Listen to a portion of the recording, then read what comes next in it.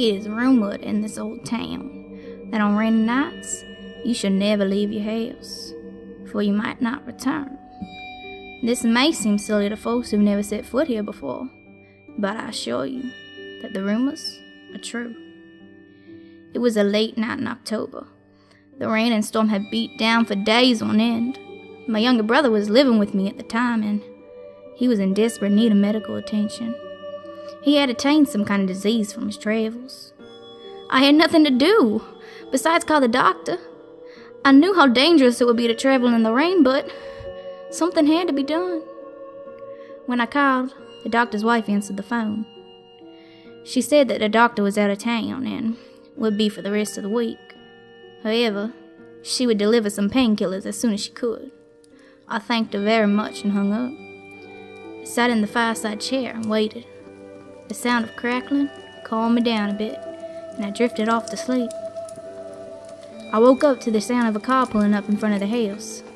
I was a bit disoriented from sleep and stood up with a twitchiness in my feet. I carefully walked to the front of the house and looked out of the window. The doctor's wife was getting out the car. She hadn't parked too far from the front of the house, so she only had a few steps to take before reaching the porch. It was very brave of her to travel in this kind of weather, in this kind of town. She got out the car, getting fresh mud on her shoes.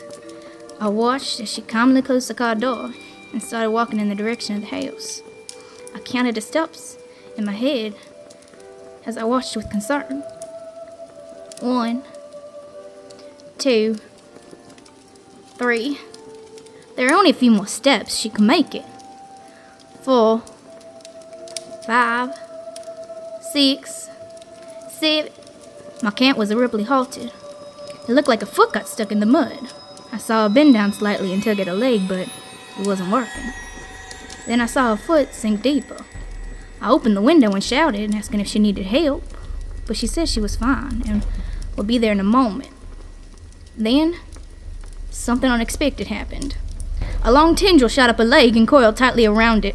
I watched in horror as it began to pull the doctor's wife down. She screeched in terror and tried with all her might to unlatch her leg.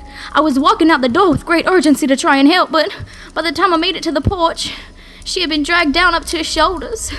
I screamed too as her head disappeared into the mud. The only thing I could see now was a flailing hand in search of something to grab hold of. Tears streamed down my cheeks as I watched the rest of her become enveloped. I never knew what exactly pulled the doctor's wife into a muddy grave, and I'll never want to know. No one has ever recovered her body, and the police, well, they don't discuss it. All I can tell you is, this town is cursed, and you should not leave your hotel tonight. It looks like a storm is picking up.